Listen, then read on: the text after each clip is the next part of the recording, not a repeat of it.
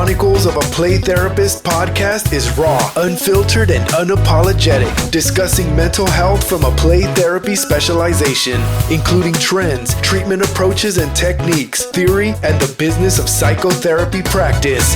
Get ready to learn and play with your host, licensed clinical social worker and registered play therapist supervisor, Althea T. Simpson. Hello, and welcome to another episode of Chronicles of a Play Therapist podcast.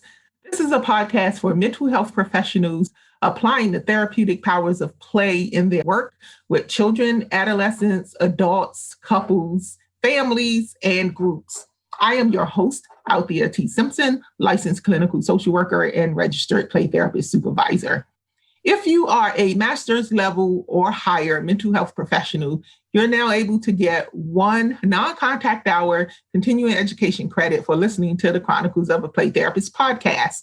Brighter Day Therapeutic Solutions is an approved association for play therapy provider and is responsible for the continuing education credits of this podcast. The title of this educational podcast is Non-Directive Play Therapy to Promote Resilience in Children. What is resilience? Short and simple, it's the ability to bounce back from challenging situations in your life.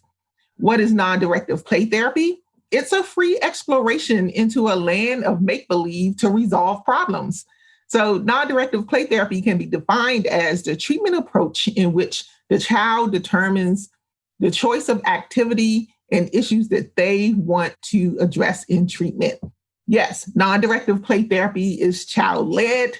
The child decides. So you may want to address things that you find interesting or you want to know more about. But if the client is not ready to address it and they want to focus on something else, then that's what the session is set up for the child to guide and lead the therapist in their play. Non-directive play therapy was originally developed by Virginia Axline in the 1950s. Child-Centric play therapy is a derivative of non-directive play therapy. And if you want to know more about child-centered play therapy, you can follow the works of registered play therapists Gary Landreth and Dee Ray. There are three modes of play therapy that a mental health professional can use, and that is non-directive, child-centered, and directive play therapy. And like I said, today we're talking about non-directive play therapy.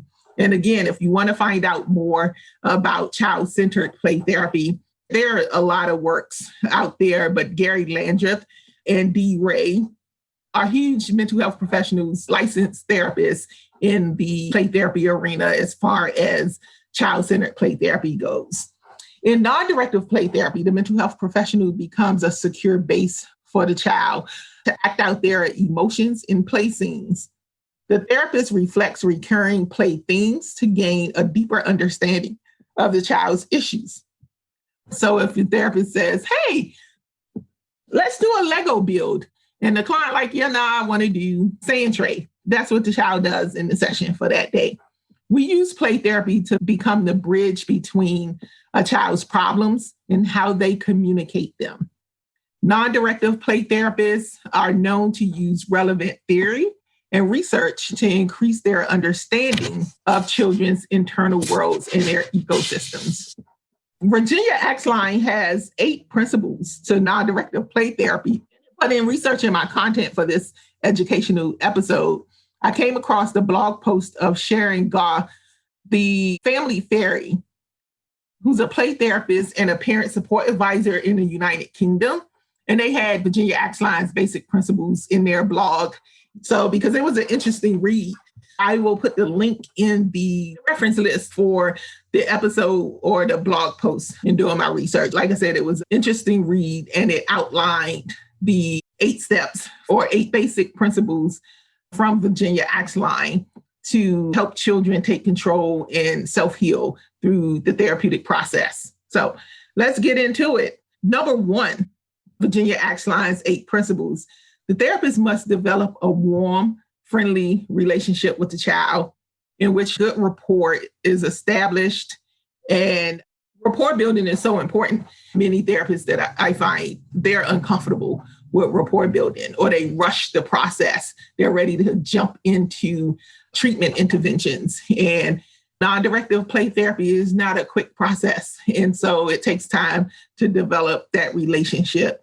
And so, like the Family Fairy, much of the work I do is relationship-based. You all hear me talk about this all the time. What we do is relational, and we have to take the time to build that relationship. Trust and change are not possible if we fail to establish a relationship with the children and their parents or caregivers. That's a part that's missed often too. I hear a lot of child therapists or child mental health professionals talk about not wanting to do work with the parents and the caregivers, but how do we facilitate change if we don't make parents and caregivers a part of the therapeutic process? We see kids probably, 45 minutes to an hour a week. And a lot of their change is going to happen in their home environments, not in our therapeutic environment. So, when you're working with children under the age of 18, it's important, it's imperative that we develop relationships. And I've said this before, and I'll say it again. If you have a problem with working with parents, working with children is probably not for you, right?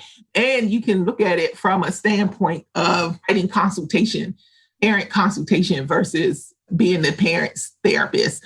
You're not the parent's therapist. You're the child's therapist, but the parent is a huge part, a key part of the child's therapeutic process that eventually we want to facilitate that change. So 2, therapist accepts the child exactly as they are. Think about the expectations you're placing on the child and how they act in your play therapy room. And especially when you have children who are aggressive, they may come off disrespectful, old school. So disrespectful kids just rubs me the wrong way, right? But I have to leave that at the door because that's the way that they know how to express it. Now, there are certain levels of disrespect that I will, and I'm just being honest, that I will not tolerate certain levels of disrespect. They let it out and we talk about it. And I let them know, you know what? I understand that that's how you communicate, but that doesn't work for me. It is not okay for you to talk to me in that manner, right? Modeling behavior for that child, holding that child accountable. Also letting them know that it's okay that you feel the way that you feel, and that is showing in your communication, but that's not okay for me. And it's not okay for you to speak to me in that manner. Setting boundaries, but that's still a part of the rapport with children as well. But overall, accepting them for who they are, allowing the child to be who they are, these expectations that we place on them to act a certain way, like you play therapy. They can't run in your office. They can't move about in your office. How are they expressing? And that all depends on the setup of your office, right? So, but you also have to make sure the child is able to express themselves the way that they need to. And sometimes that's moving about, restricting what they can touch in your office. What's the purpose of it being there if it's not for the child to use it to work through their issues, right? Some children come to sessions with a lot of energy and others just want to sit quietly. And I have to adapt to the child rather than the child adapting to me. And I encourage you all to do the same. So 3, the therapist establish a feeling of permissiveness in a relationship so that the child feels free to express their feelings completely. Every room has rules, right? But your play therapy rules should be different from any other place child interacts, right? Like school, home, childcare spaces. Your therapeutic space is there for that child to be able to express and communicate how they need to in a manner that's congruent with them being a child. Like play is the child's language. I tell clients that I do not have many rules, but how about when break one, I'll let you know. Because sometimes kids are afraid to see themselves move about, especially if you're just starting out working with the kids. Some are just sitting there quietly, or they have some anxiety about using the toys or any other activities that you have laid out. I mean, games or crayons, markers, whatever you're using, whatever is set up in your playroom.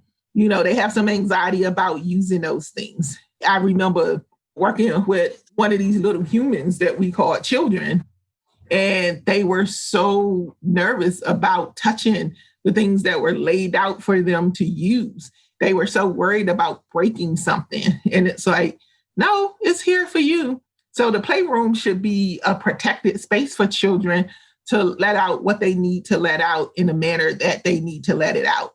Ensuring the safety, of course, but allowing them to let it out, giving them free rein to be a kid in that office and work through emotional difficulties. The child should not be forced to engage in activities. They shouldn't be forced to talk when they're not ready to talk. Mental health professionals utilizing play therapy must feel comfortable with sitting in silence and holding space for a child, right? I find that many mental health professionals are uncomfortable with this.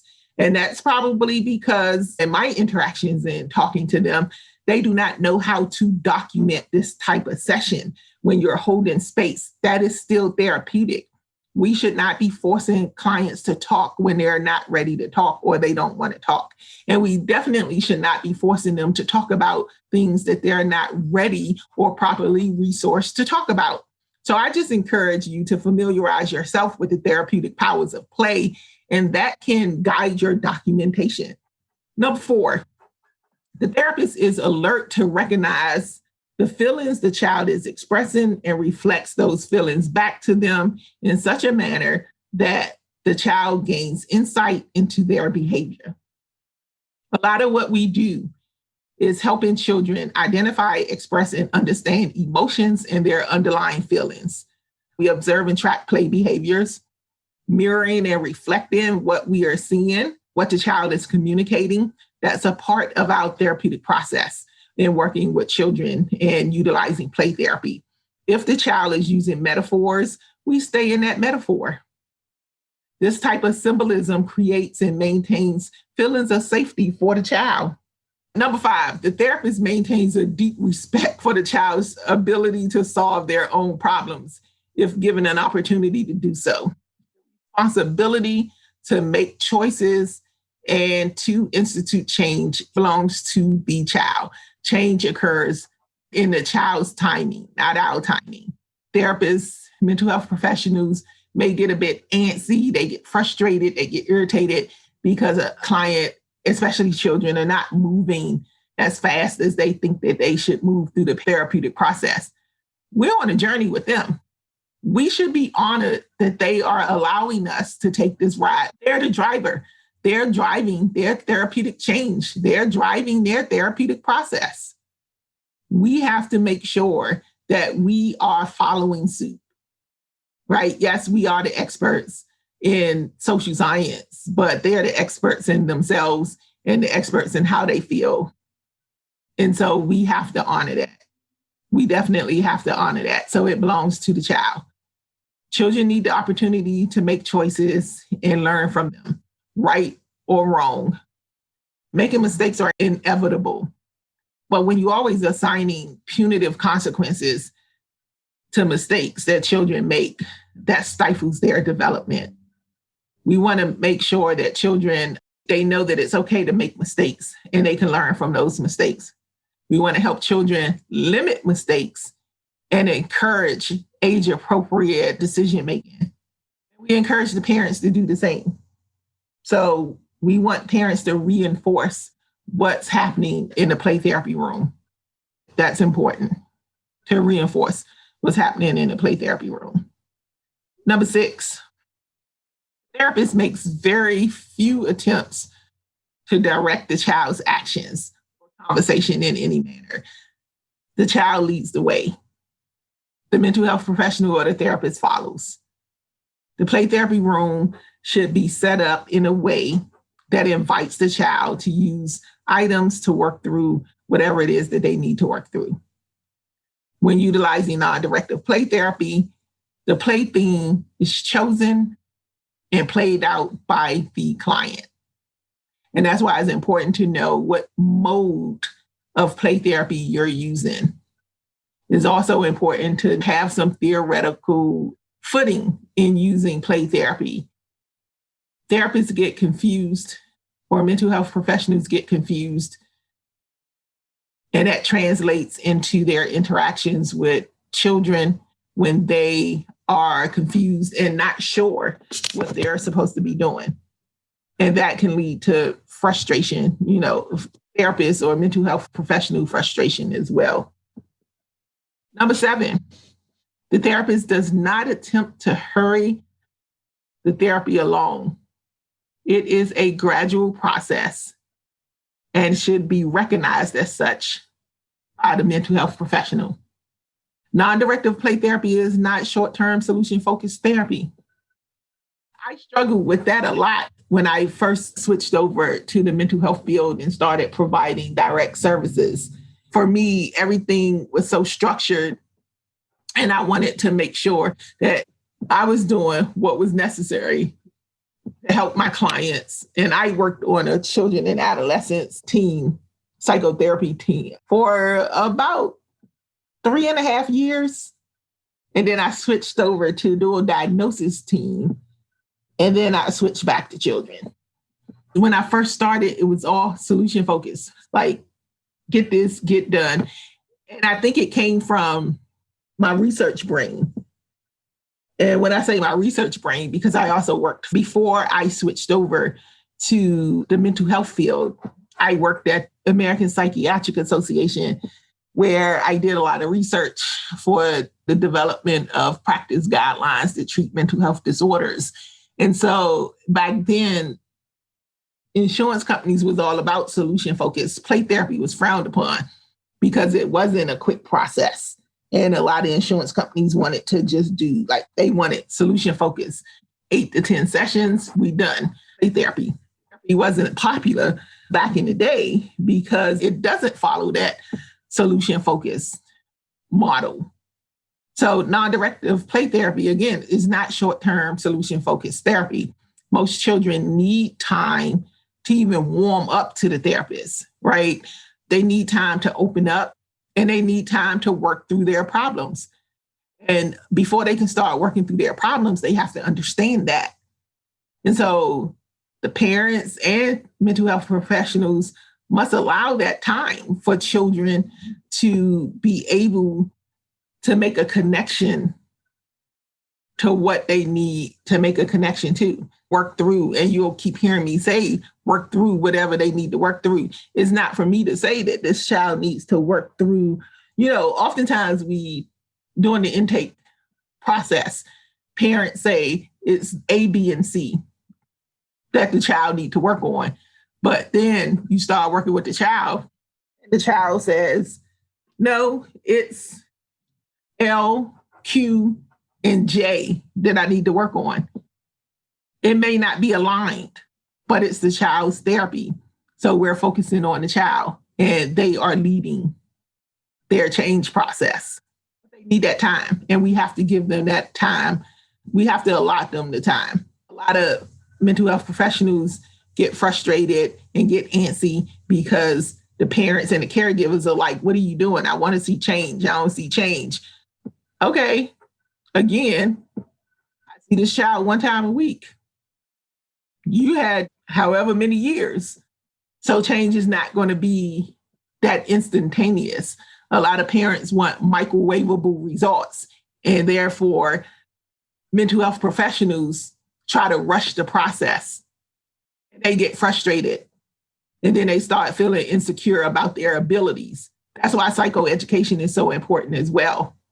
And you have this education, you do the psychoeducation at the beginning, when you first, at the initial contact with the parent, letting them know that this is not a quick process, because you can always go back to that conversation that you had at the beginning when parents start trying to rush the process. You can't be afraid to lose clients either. Many therapists or mental health professionals, they cave in to what they know is not right, or they try to avoid conflict or confrontation with parents, try to push the child to heal quicker or sooner than they are ready to heal, or try to make changes sooner than they are ready to make changes. That could be more harmful. So I encourage mental health professionals to have these tough conversations. We have to have tough conversations with parents. Parents may not want to hear it, but it doesn't make it not so. We have to have tough conversations. Rather lose a client than water down their services or push a child to go somewhere where they're not ready to go emotionally, because they may not come back from that. So be confident in your abilities. But if you're using play therapy, just like if you're using any other psychotherapy method or modality, you have to know what you're doing. And if you don't know what you're doing, then how can you explain it? It's just that simple. So we can't hurry the therapeutic process along because parents are impatient. Children who stop, it's important for us to explain to parents that when you stop therapy because the summertime comes, it tends to be this way. And I've seen this for the many years that I've been a child and adolescent therapist. Summer comes, children stop coming to therapy. And I saw that a lot of that had to do with, I don't have to worry about getting calls from the school, having to take off of work, and all of that. I can manage it during the summer. Just because the child is not in school does not mean that those issues are still not there. And you're kind of resetting the clock when you take off from the summer. And this is a conversation that we must have with parents. When you take your child out of therapy because they're not in school and it's summertime, they're restarting in September or August, whenever they go back to school. And it's been my experience that there's a stark increase in calls for therapy within the first 3 to 4 weeks of kids going back to school. Because now all of that stuff is going back into the school environment. All of those behaviors, all of those emotions going back into the environment, in school environment, because they have not, I'm not going to say all, but 9 times out of 10, these children have not been practicing what they had been learning in therapy. We have to hold parents accountable. And it's not parent shaming. There's a difference between parent shaming and holding parents accountable. The sessions are about the child, so the child's feelings and experiences should be the priority. Children should engage in non-directive play therapy weekly, especially at the beginning phases of therapy. Have those tough conversations. It's okay.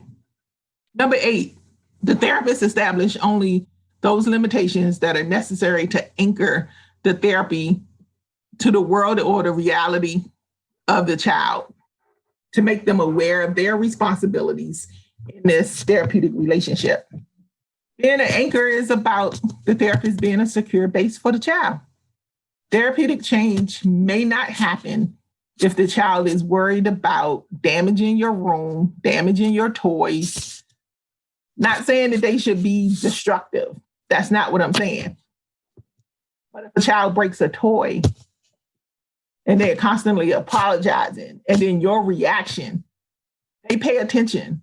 So your reaction to them breaking a toy, toys get broken when they're used as much as we use toys and miniatures in play therapy. You seeing what, 10 to 12 clients a week?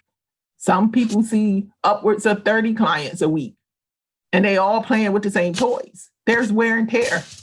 So as a play therapist, put it in your budget to replace toys. Buy duplicate toys. You can still use those toys that are broken, but how you react is going to be a determinant or in how the rest of that child's therapy goes.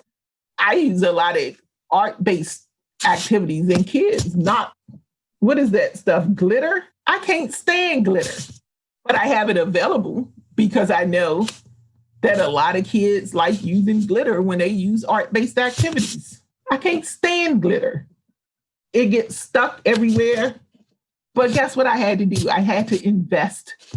Just like with sand, when a child cannot freely express themselves in using your sand because it's going to fall out When we buy things, it should not be sitting there to sit and look pretty. I know some therapists use rice instead of sand because they don't want to clean up sand. You know what I had to do? I had to invest in a really good vacuum cleaner, because how are they going to be able to express what they need to express and play out what they need to play out with restrictions and being afraid to disappoint you as a mental health professional for knocking sand out of the sand tray or for knocking over some glitter? I remember one of these little humans that we call children knocking over glitter off my table, and they were terrified. And my reaction, if I would have reacted poorly, so it gave me an opportunity to explore their reaction and what was going on in their world to be that terrified for knocking over some glitter. But my reaction was like, it's okay. And they didn't believe me. So I just took glitter. As much as I hate glitter, I took glitter and I knocked it down too. So both of us knocked it down.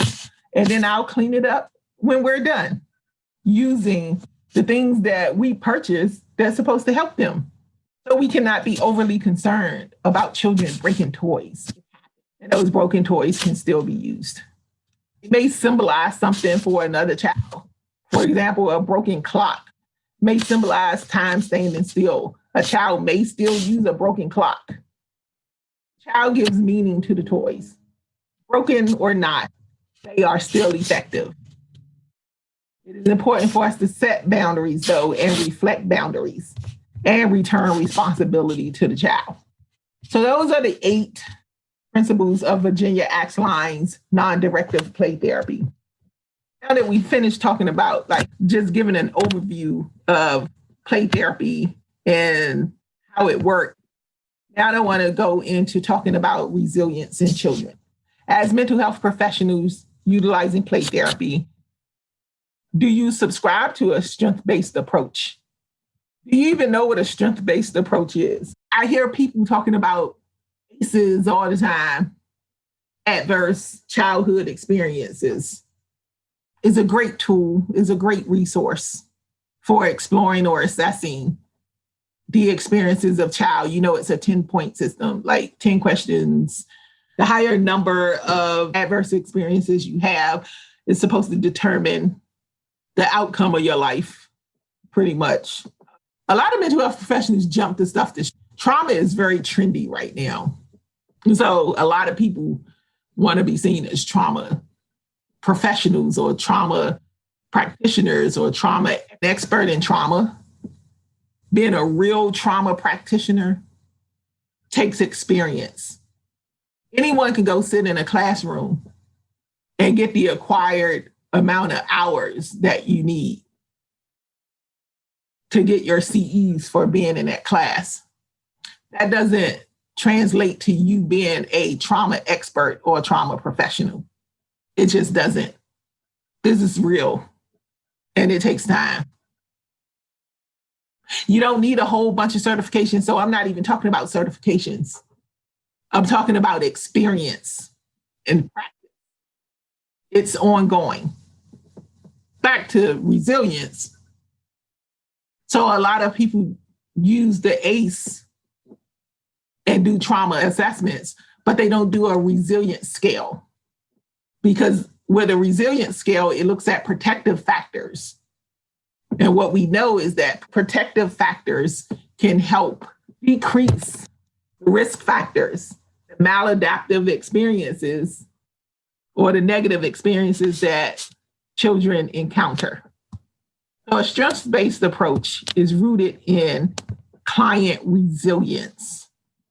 So the next question then is, how do we help facilitate resilience in children? Again, it goes back to having involvement with parents and caregivers. We cannot effectively treat children and adolescents if we do not engage parents, even if it's at a most basic level. Doing a therapeutic check-in, and it doesn't always have to be something negative. I don't want to always hear anything negative from parents or hear something negative from parents.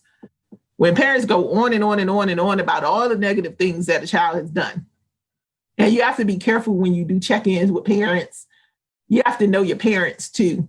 So there are some parents that I absolutely will not do a check-in in front of the child because I know that there is a 99.9% chance that all they're going to do is spew negativity about that child in front of that child. And what that does is it damages a child's sense of self.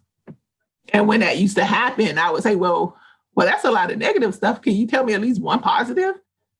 And that's where you get kids, when you're working with kids and you say, tell me one positive thing. Oh, I don't know. Nothing. I can't think of anything. Well, did you wake up and brush your teeth this morning? Did you wash your face? Did you get out of the bed? You find the most minuscule thing to show them that you did something positive. There's something positive about you and what you can do. But at the most basic level, a therapeutic check-in is what I would do, and I will increase that time. A therapeutic check-in, 5 to 8 minutes, 10 minutes tops. It can be done at the beginning. I prefer the beginning of the session. That way, if there's anything that we need to address in the session, we have that time to do that. But if it's something that's like major, I typically have parents contact me for the session so I can in how to process or at least engage the child in a discussion about whatever the concern is. But we cannot effectively treat children and adolescents if we do not engage. At initial contact, I inform parents that I do not work with anyone under the age of 18 without some level of parental involvement. I reiterate that I'm not doing family therapy, but parents and caregivers must be available for some family sessions. So family therapy is when you're meeting with the entire family or whoever is identified as the family unit on a weekly basis, doing individual play therapy with children. And I involve the families because family sessions could include meeting with the parents and caregivers without the child. I inform parents and caregivers up front so I can remind them throughout the therapeutic process if getting them to meet with me becomes problematic. That's why I instituted the therapeutic check-in or the end of sessions. Parents need to know how their children are doing, what we're working on. Secure that agreement from my child clients. These are your parents. This is your caregiver. They take care of you. They have a legal responsibility for you. They need to know how you're doing, what we're working on, discuss what we talk about per se, unless it falls within those 3 limits of confidentiality, which we talk about throughout the therapeutic process at the beginning stages of therapy. So I let parents know how they're doing, what we're working on. I let parents know, like today was a difficult session.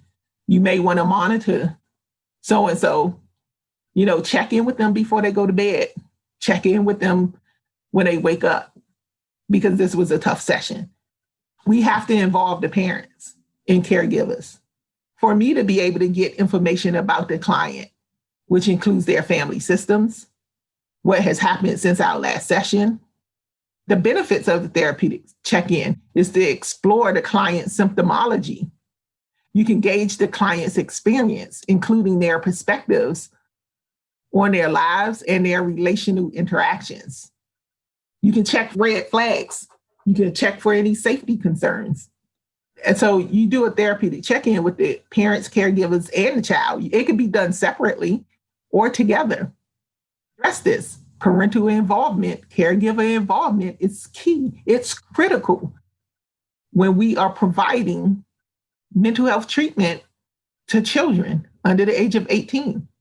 So a key factor to assessing the child's resilience is to examine the role the parents play in fostering that resilience, the role the parents play in managing risks in the lives of their children. You can find out more about this by reading the works of one of my favorites. Like, he's in my top 10 play therapists, who's David Crenshaw. I absolutely love his work. And I encourage you to check it out if you're not familiar with David Crenshaw. Play therapy allows mental health professionals to explore the inner world of the child. And we must be comfortable and willing to engage in the child's animated world of make-believe. You have to be comfortable with going into their world. Now, I know I said make their world of make-believe, but some kids come straight with their real world stuff. You have to be comfortable with going into that as well. I know that a lot of practitioners take issue with, like, when you're working with children, and this is just my experience in talking about it, posting about it, I always get a lot of questions. My primary population is foster care, working with children and families involved in the foster care system. About 85% of my population. Addiction is a big part of that. We need to have toys and miniatures, figures that reflect the child's world. So quite naturally, it would have things related to addiction. Going into that with a child. Now, let me just say this because I'm getting ready to give an example. I have the appropriate consent. It's in my practice paperwork. We go through it. I talk to parents and caregivers and guardians about my work and getting consent to share while protecting the privacy of clients. That's key. You have to, protect their confidentiality, not privacy, their confidentiality. And so I have consent, and I honor my clients for allowing me to use my work with them for educational purposes, for training purposes, for consultation and supervision purposes. So protecting confidentiality is important. So I have consent, and then I have assent. Assent is anyone under 18 saying, yes, Ms. Althea, you can use therapeutic work from our sessions. Children can't give consent, they give assent. But I had a little human that we call children going into their world. I was in the world of play with them, and they got upset with me. And the reason they got upset with me was because I didn't know how to smoke crack. That was an interesting, very interesting session. Then you have this kid showing me, an adult, how to smoke crack. And then proceeded to say, how this has affected them. Had I not had those figures, conversation that I had with that little human that we call kids probably would not have happened. Or it would not have gone as deep as it went. And they would not have been able to take me into their world. That's where the child wanted to go. So I had to be comfortable going into that child's world and into their play with them that they invited me into. So it's not always going to be animated. So if you are uncomfortable with going into their animated, made-up world, strap up your boots because you're going to have difficulty going into their real world when they invite you in. And because you're uncomfortable, you cannot stop that child from going down a road that they need to go down to achieve their healing and their change, because it's their process, not ours. Again, consultation and supervision. If you're uncomfortable, find out why. You may even need therapy for yourself, which is okay. I have had clients, children and adults alike, engage me into their play, whether I was joining them or doing it on my own. What I mean by that is if I say, hey, a child want to do a sand tray, or I suggest a child do a sand tray, or a child want to do a Lego build or play with Legos, or I suggest it, and they say, well, I'll do it if you do it. Okay. It's about the child. It's about the client. It's about the child. There have been some times, though, that I've been like, so glad. When I say so glad that session time ran out because I didn't know how I would explain something that came up in my activities. I wanted to honor my client's requests and I wanted to share, but I also don't want a lot of clients. So there have been times that I was like, yes, Hail Mary, time ran out.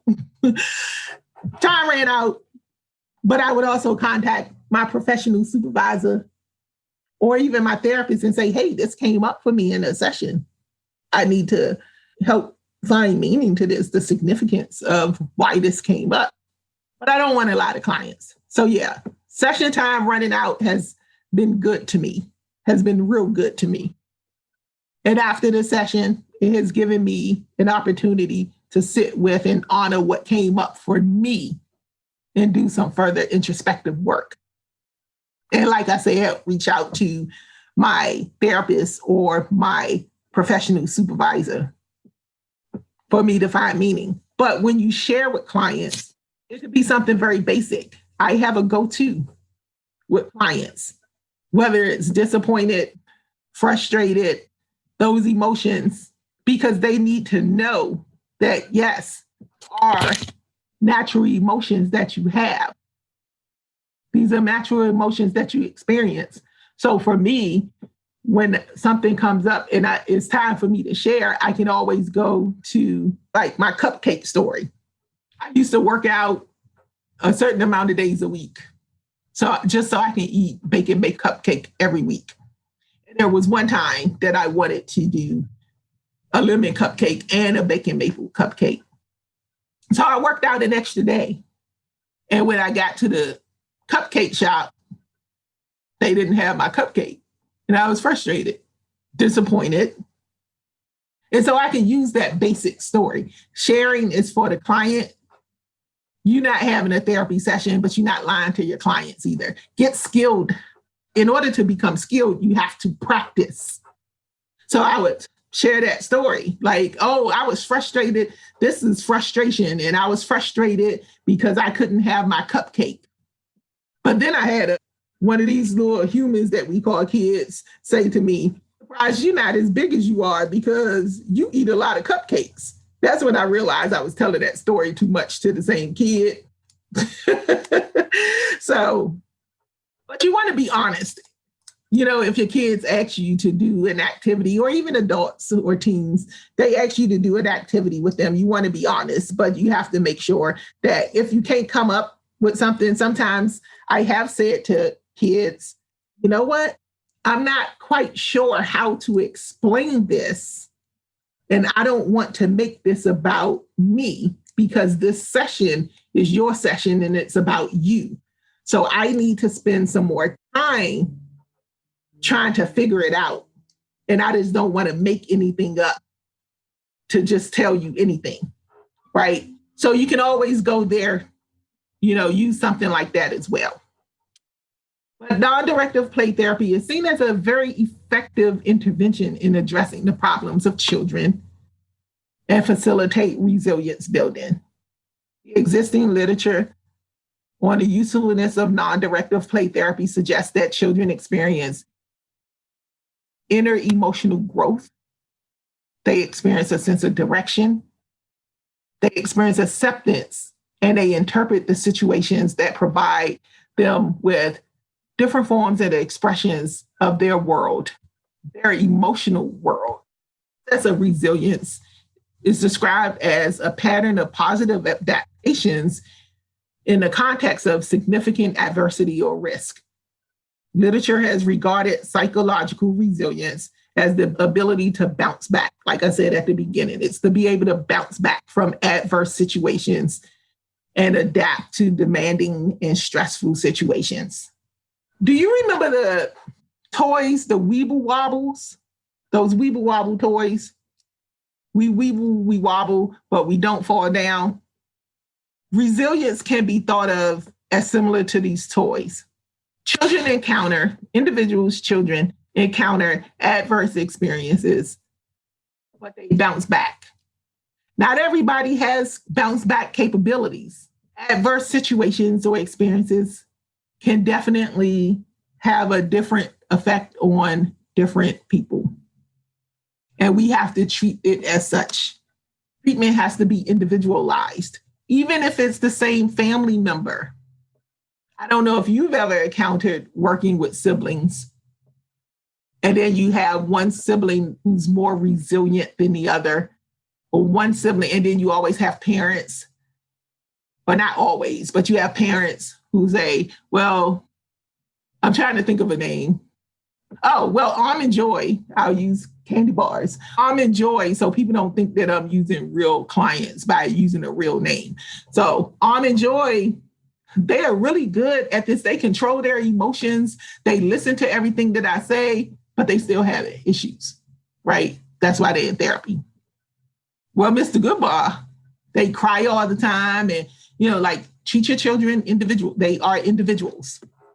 So even if it's siblings, it has to be individualized because you may have some bounce back a lot quicker than others. So the weeble wobbles, they wobble, but they don't fall down. And it doesn't mean that when you call it people are resilient wobbles and they have bounce back capability, it doesn't mean that they are not affected by the encounter or the situation or the circumstance. That's not what that means. What it means is that they can bounce back quicker. They have protective factors that influence, and sometimes it's internal. But they have some sort of protective factors that influence their ability to bounce back from adversity. And this serves as the strategies that fosters the resilience. So wobbles, it doesn't mean that they're not affected by the circumstance or the situation. A key factor for children who develop resilience is having at least one stable and committed relationship with a supportive parent, with a supportive caregiver, or some other adult in their life. For me, I'm considered a wobble. For me, it was the coaches. I played a lot of sports when I was growing up. And so for me, it was coaches, the stable, committed relationship that I had. And then it was my team members too. A child needs at least one adult to help promote resilience in their lives. These relationships provide the personalized responsiveness, scaffolding, which is pretty much the structure that helps children grow and develop, and protection that buffer children from disruption. At least one adult, one stable adult, one committed adult to helping them mitigate the disruption. From a theoretical perspective, the enhancement of protective factors may effectively act as resources useful in building resilience and dealing with the stressors of adverse situations. So a child's competencies and their functioning in a healthy manner across major domains of their life can foster resilience and promote the establishment of strengthening their protective factors within their individual environment and within themselves. So in a child's life, the process of building resilience is influenced by several factors, like their family relationships, their own behavior, and their social skills, and other significant interpersonal relationships, their academic performance. Some kids thrive. Their trauma may be helping them thrive. So what we know is that success can be driven by trauma. Trauma can help people thrive as well. And that's, again, why we have to institute individualized treatment to the children that we work with, even if they're in the same family. We can't forget about culture, and we can't forget about any factors like past experiences with adversity, a child's problem-solving abilities, their positive self-perception, self-efficacy, adaptability, temperament, positive attachment relationships, organized home environment, effective schools, and neighborhoods. When we are looking at resilience in children, we cannot discount any of those. If a child lives in a neighborhood with drugs and crime, there's a higher likelihood that that child will become a part of that culture. It may be appealing to them, but it doesn't necessarily mean it's something that they want to be involved with. They don't want to struggle. They want to get money, so they're not struggling. But there's still a fear, or there still may be a fear of the violence that comes along with that lifestyle. Getting locked up may not be as problematic for them, though. So again, it has to be individualized because they may have family members and friends in jails and prisons or in youth detention centers. So for some, it may be like a rite of passage. Their brothers, their fathers, their uncles, their moms, their aunts, their whoever, all did a bid in prison. So that may be a rite of passage for them. I remember for my master's in social work thesis project, we had to do a project and implement. I created an empowerment program for at-risk teen girls. Many of them found that like gang membership or clique membership, it was appealing because it was a sense of protection. It was a sense of family, especially for those who lived in abusive home environments. So it wasn't that they wanted to be a part of that lifestyle. It wasn't their desire. It was out of a need. So these are some of the factors that we cannot dismiss as risk factors, connecting them to those secure bases, to those stable adults, to those committed adults, and lessen the risk and increase the protective factors. It can lessen the risk factors and increase the protective factors. So the role of culture cannot be dismissed. And it cannot be dismissed because of the various differences that exist amongst ethnic groups. Resilient children, again, are able to bounce back from adverse circumstances that would disrupt their emotional development. And one of the things, like I said, I mentioned Gary Landreth in the beginning, who's a well-respected play therapist and widely known for his work in child-centered play therapy, which again is a derivative of Virginia Axline's non-directive play therapy. But he tells us that all children need positive and joyful incidences in their life. And the medium of play is one such way by which children can experience the same. The world of play is like an adventure for the child that fosters feelings of positivity and acts as a means for conveying their feelings and emotions that otherwise remain implicit. So for resilient children, their world is now.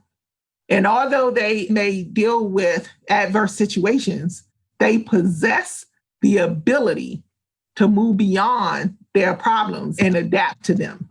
And again, that doesn't mean that they don't have negative reactions to these adverse experiences.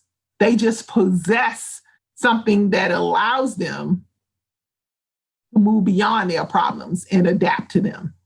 So for those of you all who are wondering, play therapists don't just play in therapy. We facilitate change and foster resilience in children. This approach is about developing a rapport and strong connections, which in turn helps the child grow a strong connection with you as their mental health professional. You model that for them so they can grow strong connections with their family, with their friends, with their communities.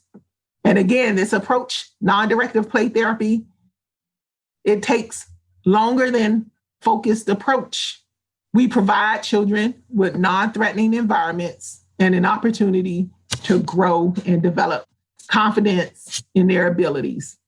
Low self-efficacy tends to have poor peer relationships and is frequently noticed to be unhappy and dissatisfied with things in their life.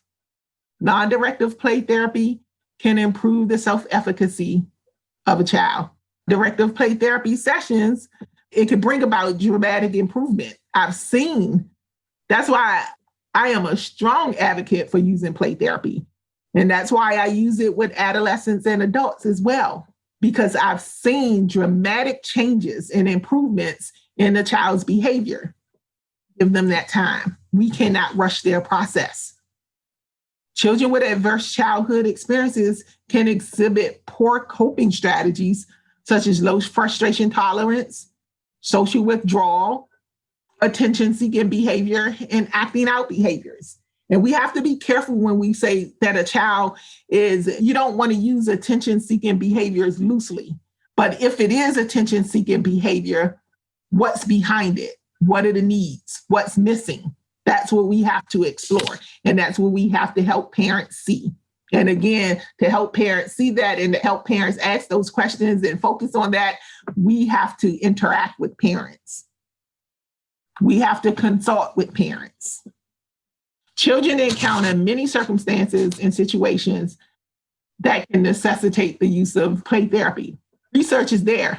It suggests that children by nature are resilient and they have the ability to bounce back. And I know I keep saying that, and you hear me say this throughout because it's key for us to know that children can bounce back from negative experiences. This may not be the case for all children.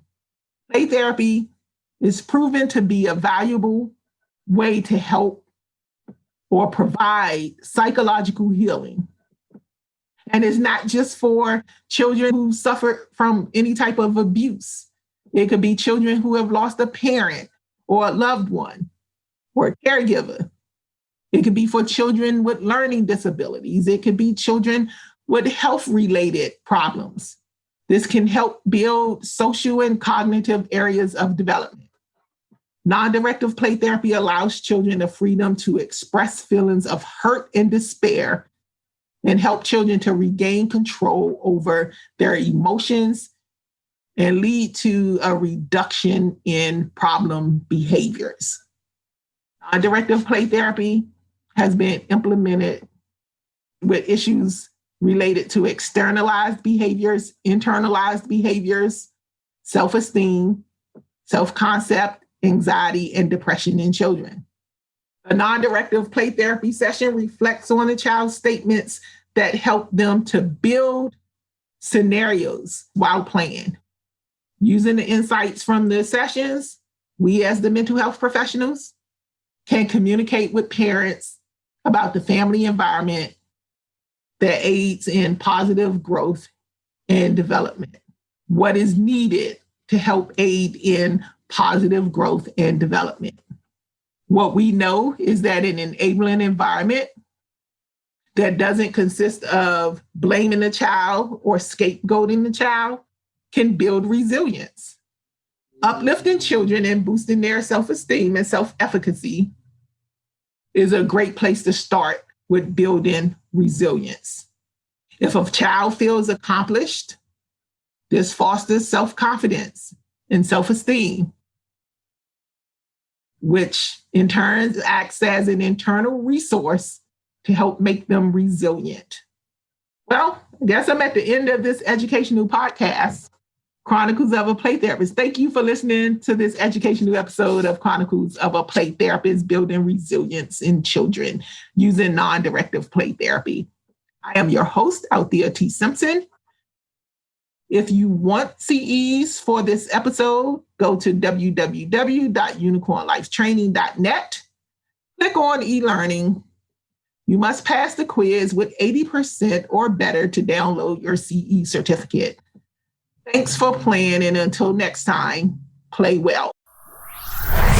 Chronicles of a Play Therapist is sponsored by Unicorn Life Play Therapy Academy, where play therapy is magical. Thanks for listening, and don't forget to subscribe in your favorite podcast app and follow us on YouTube. Chronicles of a Play Therapist is intellectual property of Althea T. Simpson. All rights reserved.